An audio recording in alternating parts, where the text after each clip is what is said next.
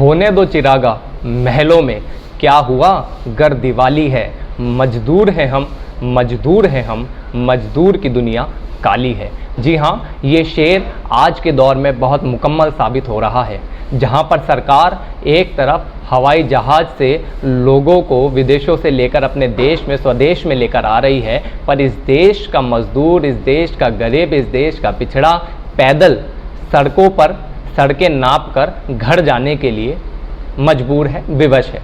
जी हाँ, ये बात किसी से छुपी हुई नहीं है। हजारों कहानियाँ, लाखों तस्वीरें इंटरनेट के ऊपर तैर रही है, संवेदनाओं से भरी हुई तैर रही है, जो कह रही है कि मज़दूरों के हाल बदहाल हैं, उन्हें घर तक जाने के लिए गाड़ियाँ तक मुकम्मल नहीं हो पा रही है। जहाँ पर सरकार एक और विदेशों से एनआरआई को, भारतीयों को, फंसे हुए लोगों को लेकर आ रही है, हवाई जहाज़ की व्यवस्था कर रही है, पर अपने देश के मज़दूरों के लिए एक राज्य से दूसरे राज्य के अंदर जाने मात्र के लिए भी गाड़ियों की व्यवस्था मुकम्मल नहीं कर पा रही है। ये इस बात का सबूत है कि हमारे देश की सरकार मज़दूरों का कितना ध्यान रखती है, कितना सोचती है मज़दूरों के बारे में। शायद ये सब इसलिए है कि मज़दूर अधिकांशतः वोट देने नहीं जाते हैं, वो अपनी रोजी रोटी के चक्कर में दूसरे राज्यों के अंदर दर बदर भटकते रहते हैं।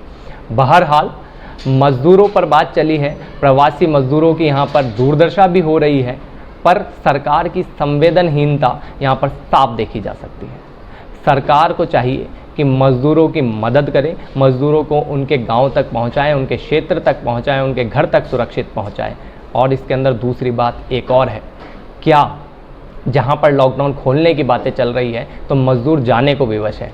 स्थितियां समझ में नहीं आ रही है। एक तरफ सरकार अब जाकर कोशिश कर रही है कि मज़दूरों को मुहैया करवाई जाए गाड़ी, जिससे वो अपने घर जा सकें, और दूसरी तरफ फैक्ट्रियां चालू करने की बात की जा रही है। तो सरकार की दूरदृष्टिता की कमी इस देश के अंदर बहुत बड़ा नुकसान करेगी।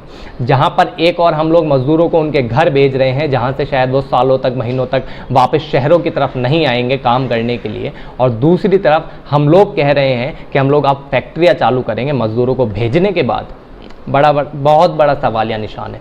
सोचने की ज़रूरत है कि ऐसी दुर्दशा क्यों हो रही है इस देश के अंदर, जहां पर आज मज़दूरों की बात करने वाला भी कोई खड़ा नहीं हो पा रहा है। बहुत बड़ा सवाल है, सवालिया निशान है, और इसका जवाब आपको ढूंढना है, मुझे ढूंढना है, उत्तर भी स्वयं को देना है।